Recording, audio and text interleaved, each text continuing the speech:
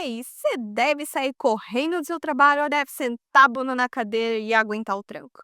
Separei esse vídeo porque essa é uma das dúvidas que eu tinha com muita recorrência. Eu sempre buscava vídeos que me trouxessem o lado racional da coisa. Tá, mas eu quero saber a prática, como eu pondero, como eu avalio, como eu coloco na balança se vale a pena ou não.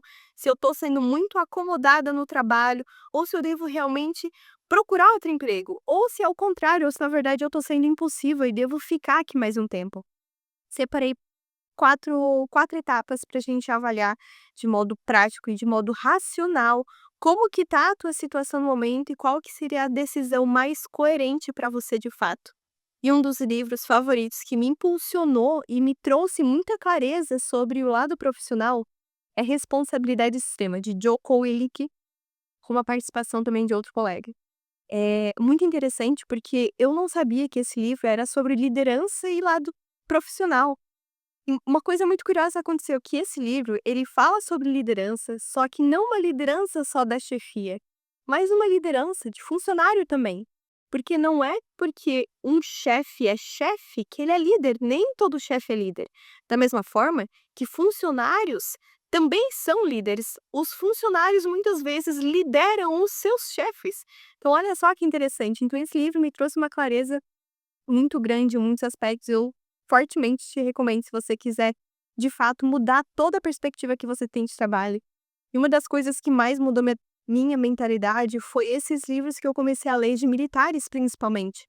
Porque nós estamos acostumados com o escritório, papelada, entregar relatório. E as pessoas que estão trabalhando na guerra, elas estão lidando com uma situação muito mais extrema, então eu vejo que eles conseguiram evoluir de uma forma muito mais rápida. Eles conseguiram perceber umas coisas que nós, no escritório, era muito mais difícil perceber, porque não estamos no extremo como eles estão. Então esse foi um hábito que eu comecei a adquirir, foi de analisar a perspectiva de um profissional no campo de batalha, porque eles têm muito aprendizado que a gente consegue aplicar no nosso dia a dia, que faz total diferença. E a primeira etapa que eu separei, então, é as responsabilidades. Não é à toa que o livro se chama Responsabilidade Extrema, né? O que que é a responsabilidade extrema? Essa é uma das coisas que mais tirou o peso das minhas costas, que é o seguinte: você ter responsabilidade por aquilo que você faz, e por aquilo que você deixa de fazer, e por aquilo que te acontece também. Então, por exemplo, se até hoje você não recebeu algum aumento, a responsabilidade é toda tua. Se você não fechou um relatório, a responsabilidade é toda tua. Se o seu amigo, se o seu colega que você ensinou para ele e ele fez errado, a responsabilidade é tua que não ensinou direito. Então, o livro ele fala mais sobre o líder. Então, por exemplo, um líder, ele é responsável por tudo que acontece no campo de batalha. Tudo, tudo, tudo. Ou no seu caso, no meu caso também, no escritório. O que que isso quer dizer? Isso quer dizer que, se eu estou liderando um funcionário que fez a tarefa dele errada, a responsabilidade é minha que não ensinei direito. Se ele deixou passar alguma coisa, a responsabilidade é minha que não instruí. Então, um líder de verdade, ele se responsabiliza por tudo que acontece na sua equipe. E isso dá muito poder, porque o fato de um líder assumir a responsabilidade que, ao nosso ver, não seria dele, e acaba sendo, isso incentiva as que os funcionários também assumam as suas próprias responsabilidades. Então imagina um chefe, imagina a situação. Você cometeu um erro e o seu chefe fala: "Desculpa, foi responsabilidade minha, eu deveria ter te ensinado isso". Como que você vai se sentir? Você não tentaria ter mais responsabilidade só por essa influência do teu chefe? Então, quer dizer que mesmo que na teoria não seria, né, pelo menos na nossa humilde visão, não pareceria ser responsabilidade do líder, na verdade é responsabilidade dele. E o fato de ele assumir como responsabilidade dele faz com que, de fato, os funcionários assumam as suas próprias responsabilidades e se tornam funcionários mais responsáveis. Então, olha só o impacto de tu assumir as responsabilidades. E isso, então, não se aplica só aos líderes, se aplica a nós também. Se você não recebeu aumento, a responsabilidade é sua, que não está fazendo por merecer. E mesmo que você esteja dando o máximo de si, tu não deve exigir do outro que te reconheça. Porque o que importa é você fazer o seu trabalho e abaixar a cabeça e fazer o seu trabalho. A hora que for para você ser reconhecido vai chegar. Se você ainda não foi reconhecido, é porque você ainda não está pronto. Então, por mais que isso seja uma verdade bem dura de a gente aceitar, eu confesso, acaba aliviando, tirando um peso nas costas, porque você está fazendo o suficiente. Você está tendo responsabilidade sobre suas ações e você não está terceirizando a culpa. Ah, a empresa que não me dá aumento. Não, eu que ainda não tenho que merecer. Então vamos trabalhar, vamos se responsabilizar. Por quê? Mesmo que isso seja verdade ou não, não vamos discutir esse mérito. Mesmo que seja empresa que não tem essa cultura de valorização, vamos voltar a atenção para o nosso. Vamos fazer a nossa responsabilidade. Por quê? Porque é isso que vai respingar no resultado. O fato de você se responsabilizar por isso vai fazer com que você não culpe outras pessoas pela sua situação. Isso vai te tornar muito mais maduro e muito mais profissional, que vai poder vir a te trazer um aumento justo. Segunda etapa, não espere mérito. Então sempre intercale entre assuma os seus erros e os erros dos outros. Como um líder, assuma a responsabilidade sobre todas as coisas que acontecem, seja essa pessoa, e não espere mérito disso. Faça porque tem que ser feito, não por esperar algo em troca. Isso acaba sendo mais libertador do que parece, porque tu para de esperar dos outros e tu começa a esperar de si. Você que tem que fazer. Você que tem que se reconhecer e se valorizar. Não espere do outro, porque isso é uma coisa muito trabalhosa e um gasto de energia que não precisaria, que vem parte de nós, sabe? E a segunda etapa é a sobrecarga. Isso eu aprendi bem recentemente, tá? E eu confesso que eu ainda tô tentando aplicar, mas não é fácil, mas é possível. A sobrecarga, existem 2 tipos de sobrecarga. Existe a sobrecarga externa e interna. Existe você estar sobrecarregado e existe você se sentir sobrecarregado. Eu aprendi que são 2 coisas diferentes. Não é fácil de separar, mas é possível. O que isso quer dizer? Se você está com muito trabalho acumulado, você, estando sobrecarregado ou não, você vai ter um tempo de fazer um projeto. Então, vamos dar um exemplo aqui. Se você tem 5 projetos na fila, 5 relatórios para entregar, ou se você tem 20, você vai fazer um relatório no tempo que você precisa fazer um relatório, certo? Se você demora 10 minutos para fazer um relatório, você demora 10 minutos e ponto. Não tem como você fazer isso em 5, a menos que você faça meia boca, certo? Então, a questão é, indiferente da sua fila e do fator externo, você pode escolher se sentir sobrecarregado ou não. De você entender que você tem tempo, de que você tem processo e você vai fazer isso no seu tempo e ponto. Tá, eu preciso entregar 2 relatórios até amanhã. Beleza, mas escolhe qual deles eu tiro, porque os 2 eu não vou conseguir dar conta. Qual que tu prefere que eu tire? Eu tiro esse para botar esse. Beleza, tu que escolhe. Mas os 2 eu não consigo entregar. Então, ter essa maturidade de assumir também a sua capacidade. Porque tu sabe que se tu consegue em 10 minutos fazer um relatório, você não consegue fazer 10 minutos 2 relatórios bem feitos. Ou você faz 2 relatórios mal feitos ou um relatório bem feito. Não dá para escolher os 2. Mas então o ponto é você escolhe estar sobrecarregado. Você não escolhe estar sobrecarregado de tarefas e de demandas, mas você escolhe se sentir estar sobrecarregado para não levar isso para casa. E de novo, isso é algo extremamente difícil separar. Eu ainda estou lutando contra isso, mas é possível.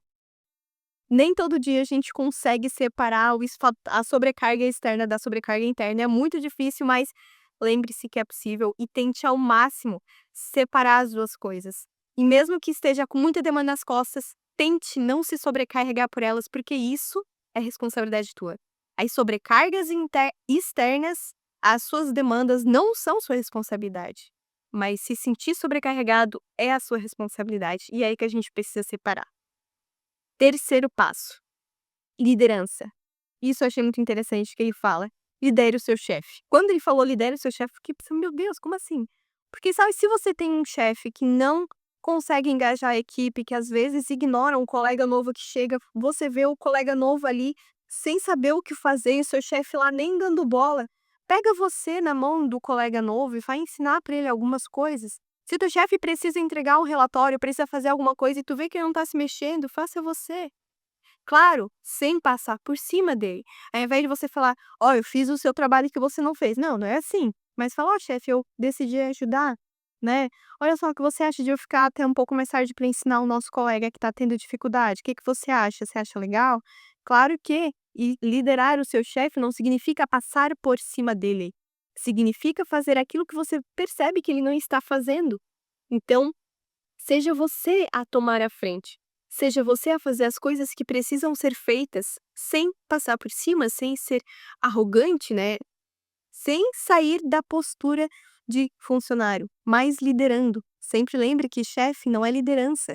Um funcionário também consegue liderar, também consegue assumir a frente, também consegue fazer o time se engajar.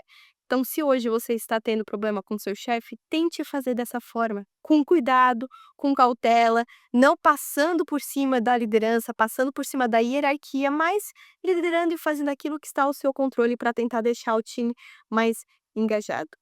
E o quarto e último etapa, que eu acho que esse é o principal de todos. A quarta etapa é o crescimento. Então, se a gente já passou pelas 3, se você já tentou assumir as responsabilidades, se você já tentou administrar a sobrecarga, se já tentou tomar a liderança, a quarta etapa é as principais pilares para você analisar, que é o crescimento. Se na empresa que você está hoje é possível, existem cargos acima do seu que permite crescimento? Sim ou não? Se você está numa empresa super pequena, por exemplo, só existe você, 2 colegas e seu chefe, o cargo acima de você é seu chefe.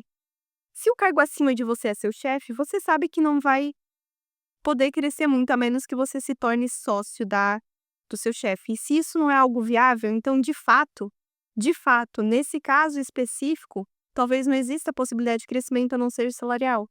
Então, se você percebe que o seu chefe não tem um incentivo a dar aumento muito facilmente, pode ser que nesse caso não seja um lugar propício de crescimento. As empresas maiores, elas sempre trazem consigo mais chances e mais oportunidades, porque existem muitos cargos, muitas funções, e como são muitos grupos de pessoas, existem muitos líderes. Então, em empresas maiores, geralmente a chance de crescimento também é maior. Então, avalie isso no seu trabalho, como que existe a possibilidade de crescimento.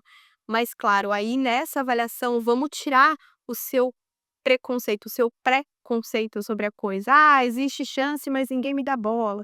Existe chance, mas ninguém olha o trabalho que eu faço. Então, vamos tentar, por um tempo, por uns meses, fazendo essas 4 etapas.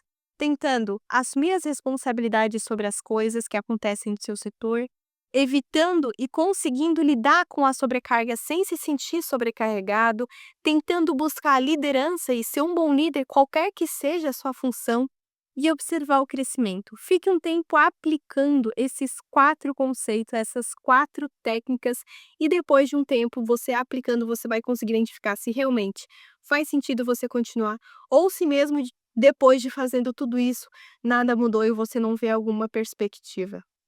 Espero que isso sirva de algum incentivo, de alguma ajuda para você, porque pelo menos para mim esses pontos foram muito cruciais para que eu conseguisse me enxergar dentro da empresa com uma possibilidade de crescimento ou não, me fizeram perceber muito mais as qualidades e defeitos da empresa, o que que é melhor ou não. E muitas das vezes, o problema não está na empresa. Na maioria das vezes, na verdade, não está na empresa, e sim da forma com que a gente se comporta lá dentro.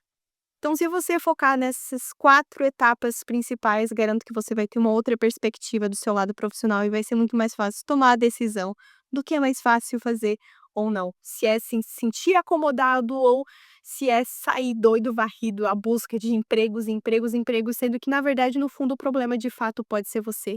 E geralmente é. Infelizmente, somos nós. Então, espero que esse vídeo tenha te ajudado de alguma forma, da mesma forma que me ajudou. E qualquer coisa, comenta aqui qual que é o seu maior problema que você enfrenta hoje no trabalho, que eu vou adorar responder. E até a próxima.